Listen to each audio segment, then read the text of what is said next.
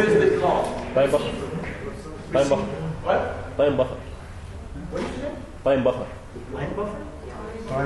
It's Time buffer. Okay. or it's a receiver with a built-in hard drive. Yeah, it's a receiver with a hard drive. Yes. Time buffer, we call it TiVo, we call it a DVR. When this first came out, it was a joy. It was so wonderful to record things. But then life happens, and I can't watch every show, and then I look at this box that used to bring me such joy, and then it became a chore. Oh, I've got 5 episodes of Seinfeld that I have to watch. Go to work, maybe I'll just have a sick day, and I'll finally go through all of the things in the box, right? Suddenly, this thing that brought me joy, that was supposed to save me time, became psychic weight. It became a new to-do. That box was a new to-do. Let it go. You can't watch every episode of Lost. Lost over here. How I Met Your Mother. How I Met Your Mother? Yes. Yeah, that's a great show. Where is it this week? Prison Break. Think of the title, Prison Break, right? As soon as they get out, it's over. and they got out right away, so now it's just like running around. Yeah, they got out 3 times. Just kill them. That would be a really short show. Stop it.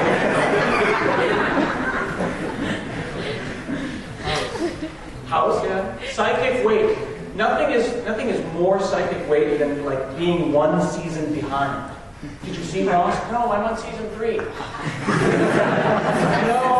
it's weighing on me. It's weighing. You want to get the things out of your life that weigh on you. Remove the psychic weight. You may not know it, but 1,500, 1,500 emails in your inbox must cause you some pain. When the inbox turns bold and has like a number after it, that number is stress. It's going to kill you. Seriously, delete all your email and stop smoking. This is my advice to you. And don't drive. For God's sake, don't drive the car. Just walk to work. And don't walk in the street. This is a cartoon that we see in America a lot. It says, are you coming to bed? I can't. This is important. What? Someone is wrong on the internet. He feels that he needs to solve this problem. Will he ever achieve his goal? No. Go to bed. Someone will always be wrong in the end. Let it go. Effectiveness is picking the right thing to do, and the first thing that you do is you stop doing stuff. You do the right thing. You focus on being effective. Now, once you start doing those things, you need to think about being efficient. So, identify the data streams in your life. What are the things in your life that bring information to you? Twitter brings information, Google Reader, email, voicemail, your mom calling on the phone. All of these things are streams of data. And just take this exercise. You don't have to do it now, but write down all the places, the mailman who brings the post to your house, and sort them by signal versus noise. Maybe you get a gossip newspaper about what the latest stars are thinking about. If you like it and that's a special part of your life, that's okay. But it's certainly not signal. And when it's important, when important things are happening at work or in your life, what packets can be dropped? What packets in your life can be dropped? So think about your data streams. You guys know this guy? You like this guy? Yes. Yeah. He is the intersection of awesome and legendary. Yes. And this is where you want to be. You want to be in this space. This will only make sense to the 6 people in the room who know who this wonderful man is. So I apologize to those who don't. You can ask your friends. So here is me sorting my data streams. Okay? I've got my phone, which is important for me because I'm always traveling around. I got my work email. Now, email is a really deceptive thing because each row is an equal. They are a peer. But that's not really true, is it? Right? An email from your cousin, hey, check out this video. It's a monkey on a bicycle. That's one line, right? And then call me immediately, your boss. The email doesn't know that one is more important than the other. So I think about these things. Bosses, that's an important thing. Boss email is more important than monkey on a bicycle email. Here's the most powerful thing I've come up with so far. Email where you are CC'd is less important than email where you are directly to. When I figured that out, my brain exploded. And I'll show you my system, why this is so important if you receive a lot of email. Also, personal email, especially at work, wife, parents, family, all of that is not that important if you're at work and you're trying to get work done. Okay? And then Twitter, and then Google Reader, and then my video recorder, my T-Load. So if you want to get work done, stop checking email in the morning. Stop checking email in the morning. Because what happens is, I don't know, when do you guys get to work around here? I get to work at 8. You guys go around about 10:30? 9. If you come in at 9 and you sit down, the first thing you do is check your email. That's fine. But if you start touching your email, then you're going to blink and it's 11:30. All right? And then you blink and it's 2. And oh my God, I haven't got anything done today. Because you look at your email in the morning. Set a time that you look at your email. Set it aside. Email is work that should be scheduled, just like meetings are scheduled. Okay? Now here's a huge concept. The best way to get more email, is to respond to email. If you respond, they will respond.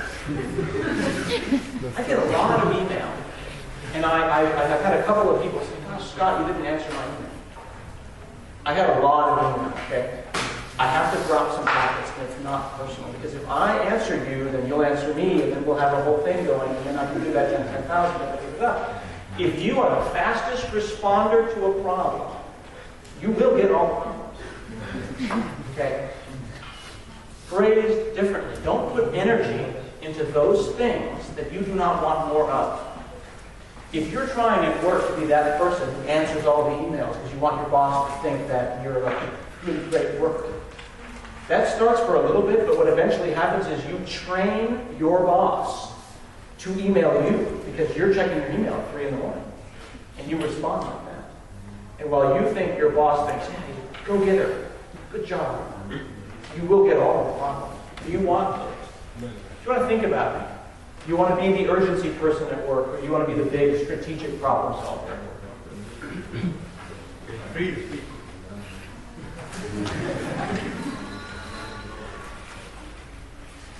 Somebody ringing? No? Conserve your keystrokes. We talked about this a little bit in the blogging session. I'll talk about who's the blogging session? All right, so for those of you who weren't, we'll talk a little bit about conserving your keystrokes. You know how old you are. You can guess about when you'll die. You could die at 80. Let's just say you'll die at 100 years old. It's a nice round number. You know how fast you type. You know how many hours you work.